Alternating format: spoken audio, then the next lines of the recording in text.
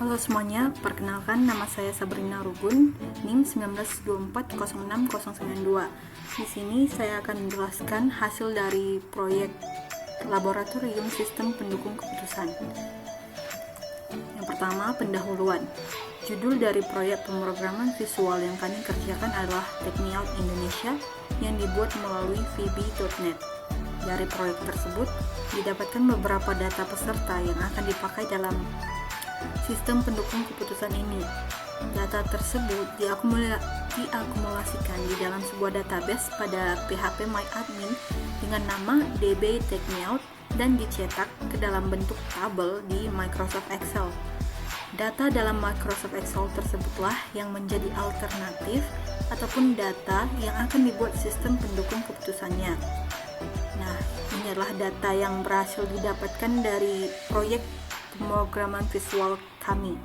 Di sini terdapat 7 peserta dengan masing-masing kriterianya.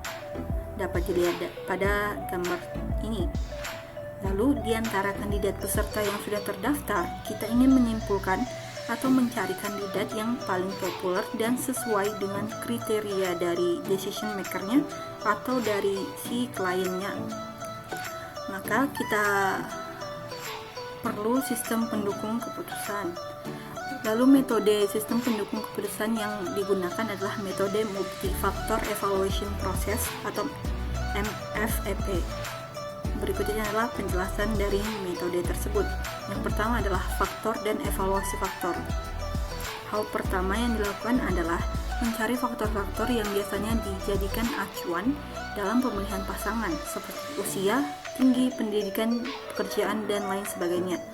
Lalu, kita mendata evaluasi faktor, yaitu alternatif ataupun kandidat dalam pemilihan ini.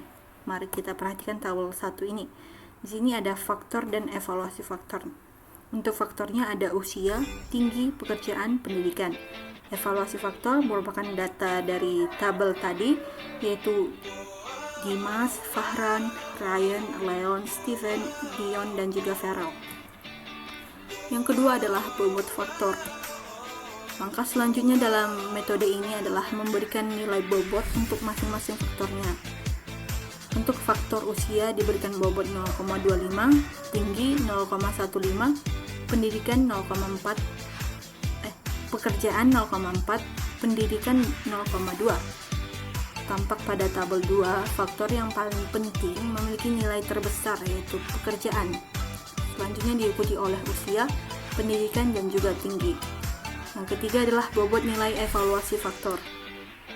Berikutnya, kita memberikan bobot nilai pada evaluasi faktor terhadap faktor-faktor yang ada. Di sini, si kandidatnya atau evaluasi faktornya yaitu si Dimas, Fahran, Ryan, Leon, Steven, Dion, dan Farel masing-masing diberikan nilai sesuai dengan faktor-faktornya. Di sini, Dimas mendapatkan nilai 7786, Fahran 6686, Ryan 7898, Leon 8677, Steven 5688, Dion 8786, Farel 7786. Nilai-nilai ini diberikan berdasarkan kriteria yang sudah didaftarkan pada proyek pemrograman visual tadi. Selanjutnya yang keempat yaitu nilai bobot evaluasi. Untuk mendapatkan nilai total bobot evaluasi dari masing-masing evaluasi faktor, kita bisa mengalihkan nilai bobot faktor dengan nilai evaluasi faktor. Berikut adalah perhitungannya. Yang pertama untuk Dimas. Di sini, untuk nilai bobot evaluasi dari si Dimas dapat dihitung melalui perkalian antara ini si Dimas dengan nilai bobot faktor. Maka perkaliannya yaitu 7 dikali 0,25 maka menghasilkan 1,75. Begitu untuk selanjutnya. Maka total dari nilai bobot evaluasi dari si Dimas adalah 7,2. Yang kedua yaitu si Fahran. Sama seperti Dimas tadi, kita mengalihkan si Fahran, nilai dari si Fahran dengan nilai bobot faktornya, maka mendapatkan hasilnya yang ini. Maka jumlah dari bobot evaluasi dari si Fahran adalah 6,8. Yang ketiga untuk Ryan sama saja, nilai totalnya untuk totalnya yaitu 8,15. Selanjutnya untuk Leon, nilai totalnya yaitu 7,1. Selanjutnya untuk Steven, totalnya yaitu 6,95. Dan untuk Dion ada 7,45 ini. Selanjutnya untuk Farrell, totalnya yaitu 7,2. Maka hasilnya dapat kita lihat di dalam diagram ini. Untuk Dimas warnanya yang ini, untuk Fahran ini, Ryan ini, Leon ini, Steven, Dion, dan juga Farrell. Dari hasil penilaian yang tadi di dalam tabel tersebut, didapatkanlah ranking, yaitu ranking yang pertama ada Ryan dengan nilai 8,15, yang kedua Dion 7,45, yang ketiga Dimas dan Farrell dengan nilai 7,2, yang keempat Leon nilai 7,1, yang kelima Steven 6,95, yang keenam ada Fahran dengan nilai 6,8. Maka dari hasilnya ini dapat ditarik kesimpulan bahwa Ryan adalah kandidat terbaik dalam Take Me Out Indonesia. Selanjutnya, di sini kami akan ada melampirkan desain interface dari proyek pemrograman visual yang telah kami kerjakan. Ini adalah berupa form yang dikerjakan dalam VB.net. Ada beberapa data yang harus diisi oleh si admin, yaitu ada kode peserta, nama peserta, usia, tinggi, pekerjaan, pendidikan, jumlah tombol hijau, dan jumlah tombol merah. Di sini ada button untuk memudahkan admin, yaitu menambah, tombol tambah, tombol bersihkan, tombol hapus, ubah laporan, dan keluar. Dan laporan ini jika ditekan nantinya akan memberikan hasil dari pendataan itu ke dalam Microsoft Excel. Oke, selanjutnya kami lampirkan adalah use case diagram dari Take Me Out Indonesia ini. Gambar di samping merupakan use case diagram pada proyek Take Me Out Indonesia.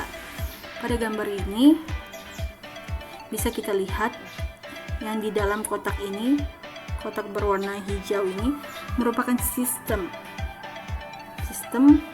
Take Me Out Indonesia. Di sini ada 3 aktor atau pelaku, yaitu ada peserta, admin, dan juga klien. Peserta memiliki 2 use case dengan sistem, yaitu mendaftar dan juga meeting dengan klien. Lalu admin memiliki 2 use case juga terhadap sistem, yaitu mendata peserta dan juga membuat laporan. 2 use case ini nantinya akan diserahkan kepada klien untuk dilihat. Selanjutnya ada activity diagram dari Take Me Out Indonesia. Oke, di sini ada gambar dari activity diagram proyek Take Me Out Indonesia. Di sini ada peserta dan juga admin. Lalu tombol hitam ini merupakan status awal dari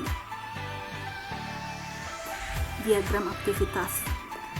Status awal pertama yaitu peserta mendaftar lalu menyerahkan berkas. Maka berkas tersebut akan diteruskan kepada admin ini dan admin menerima berkas tersebut. Selanjutnya, admin memverifikasi data. Lalu di sini ada terdapat percabangan atau decision yang harus dipilih oleh si admin. Yang pertama ada pilihan rejected atau ditolak, atau accepted atau diterima. Pertama kita jelaskan dengan rejected. Untuk rejected ini, jika berkas si peserta ditolak, maka yang dilakukan admin adalah mengembalikan berkas tersebut kepada peserta. Maka peserta menerima berkas. Dari action ini sampailah peserta yang ditolak ke status akhir, maka peserta berhenti di sini untuk yang ditolak. Dan jika berhasil, maka admin memproses data tersebut lalu melakukan 3 aktivitas lagi. Proses data ini merupakan gabungan dari 3 aktivitas, yaitu aktivitas mengedit data, menambah data, dan juga menghapus data. Ketiga aktivitas ini akan menghasilkan sebuah laporan. Oke, maka admin membuat laporan. Laporan tersebut diserahkan kepada peserta, dan peserta yang menerima laporan tersebut akan melakukan meeting dengan klien. Dari sini, meeting dengan klien, maka peserta yang diterima memasuki status akhir pada proyek ini, maka peserta tersebut dapat meeting dengan klien. Oke, mungkin itu sedikit penjelasan mengenai diagram aktivitasnya. Oke, sekian penjelasan dan presentasi yang dapat saya sampaikan. Jika ada kesalahan dalam perbuatan ataupun kata-kata, saya mohon maaf. Baik, terima kasih dan sampai jumpa.